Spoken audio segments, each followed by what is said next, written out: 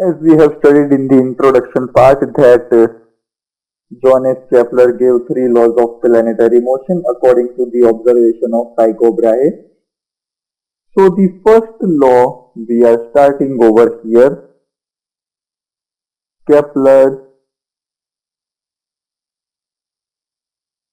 first law, that is also known as law of orbit.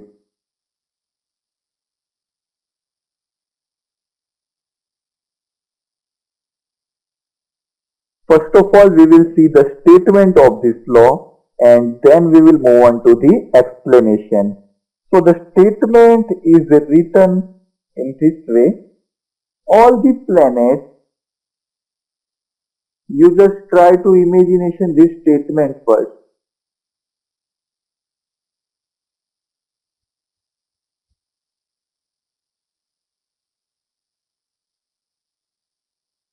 Move in the elliptical orbit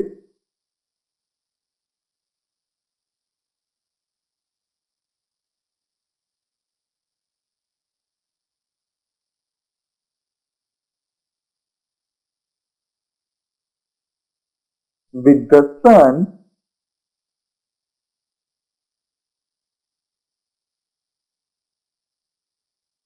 situated at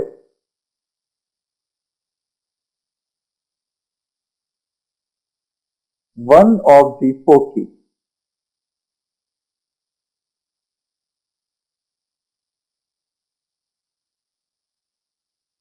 So this is the statement of Kepler's first law, which is actually related to orbit. And here you can see now the planets will move in the elliptical orbit with the sun at one of the foci. And such kind of arrangement. So we need one reference point as this sun. And this arrangement I am giving you in terms of the figure.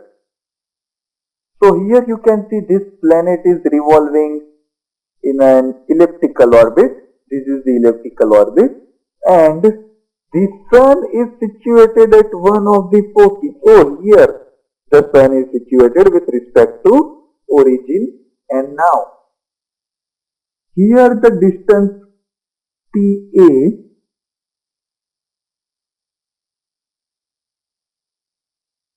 if you want to consider, then I am consider this distance OA as small a, then what is the value of PA?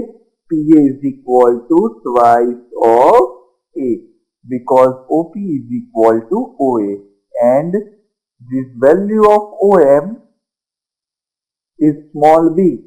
Then what is the value of MN? The value of MN is twice of B. So here the ellipse PNAM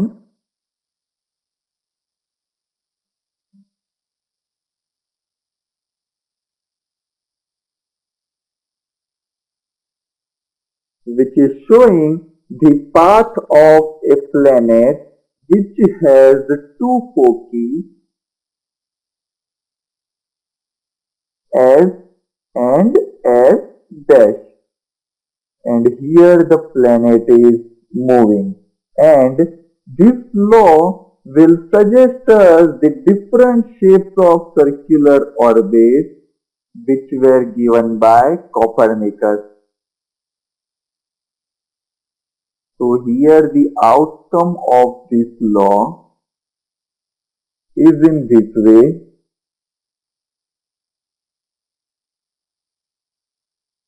The different shapes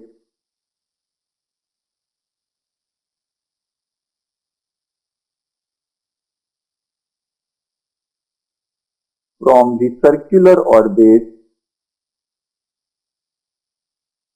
and if you remember we have started our analyzation by consider that the planetary motion is circular but now it is elliptical.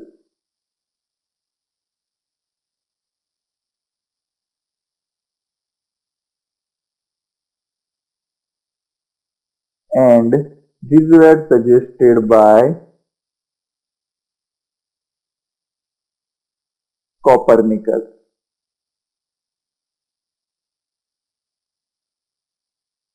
So this is about the planetary motion. And how can you design different shapes? See here, by changing the values of A and B, you can actually change the shape of circular parts of planetary motion.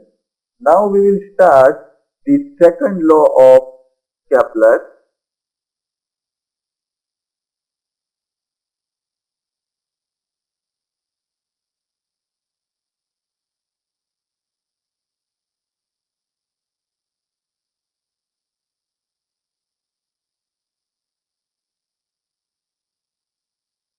And this law is also known as law of areas.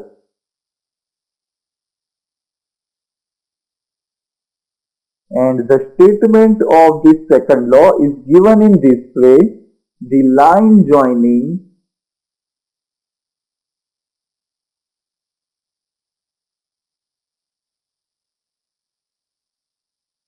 the sun and the planets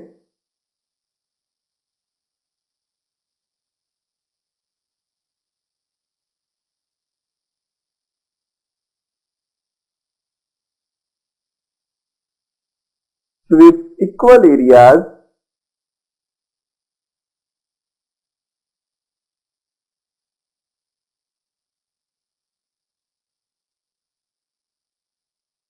in equal intervals of time.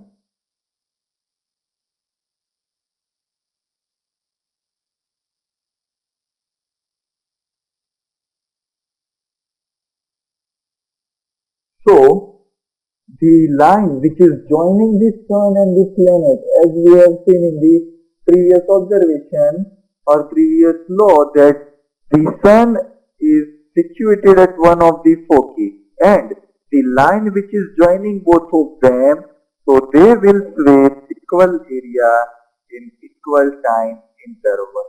So for analyzing such kind of event, I am giving you one arrangement.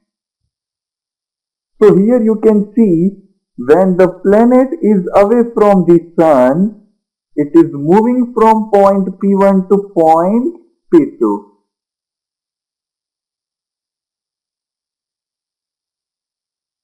In the time interval, suppose delta T. And when the planet is near to the sun, this is for far from sun S. And when it is near to sun S, then it is making the displacement from point P3 to P4 in the time interval delta t. So you can see they are making the equal displacement, and hence the area from this law, area of SP1P2 is equal to the area of SP3P4. This law, which is accurately obtained from the observation of a planet moves slower in the orbit and moves faster in the orbit, and which is related to, so we can say, the velocity of the planet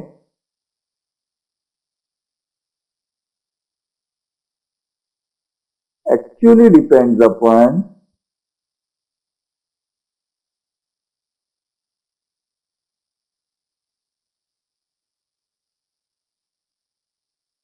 the situation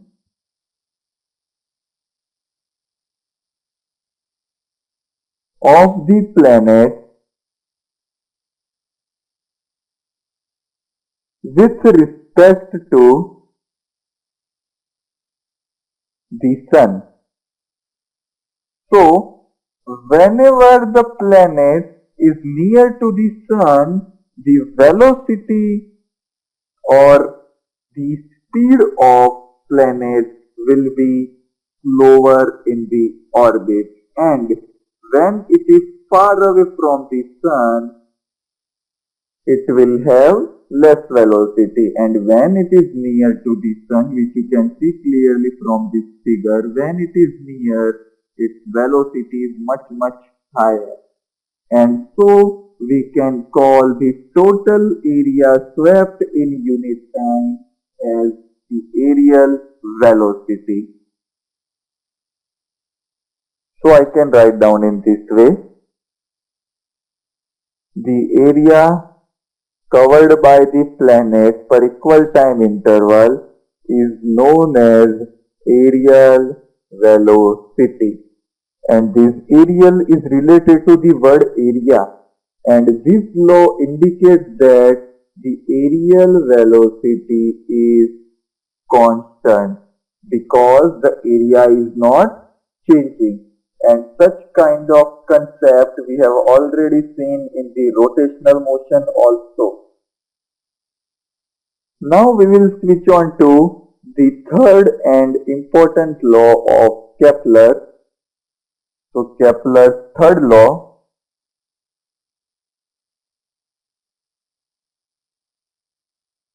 which is actually the law of periods,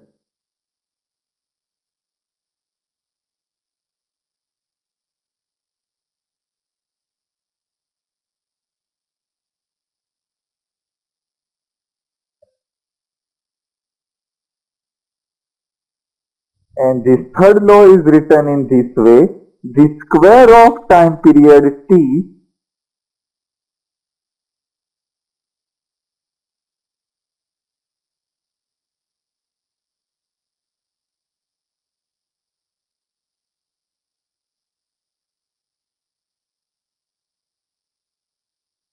of the revolution of a planet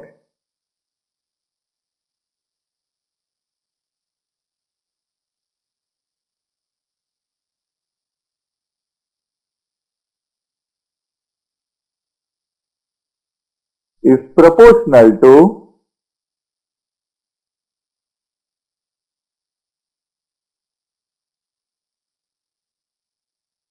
the cube of the semi-major axis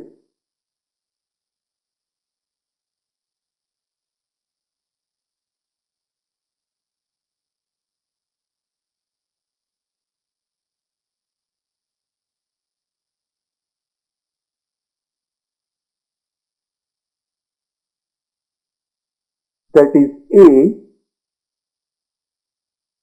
of its elliptical orbit.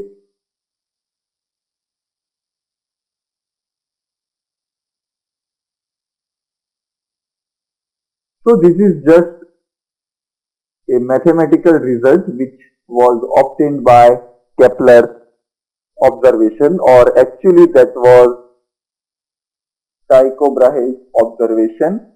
And first of all, you need to understand this. The time period of the planet or a revolution of a planet is very easy, because one revolution takes how many times? So you can easily obtain the time period. Now, the cube of the semi-major axis A. So if you have seen the elliptical orbit, then there is one major axis and one minor axis. So the larger axis is called a major axis, and this is called minor axis. And whenever you divide or separate into two parts, 1 and 2, then each of the parts you can consider as semi-major or semi-minor axis. So here, if you remember, the value of OA is equal to small a. So here I have already written as small a, and therefore the square of time period t is directly proportional to the cube of semi-major axis a. So t square is directly proportional to a cube. And here The time period is the time required to complete one revolution of planet.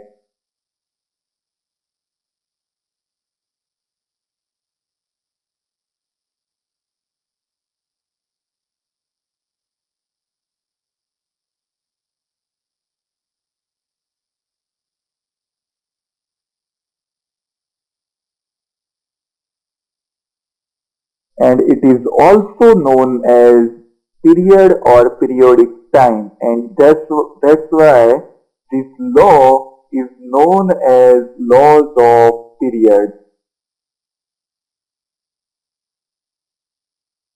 From the examples of a few planets, we can consider that the division of these two quantity will be constant.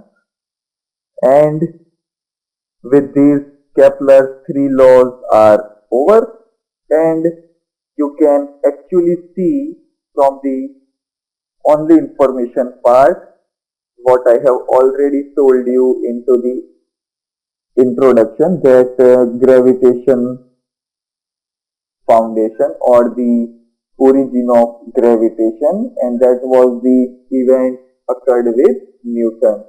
And now we will solve or we will study the Newton's universal law of gravitation.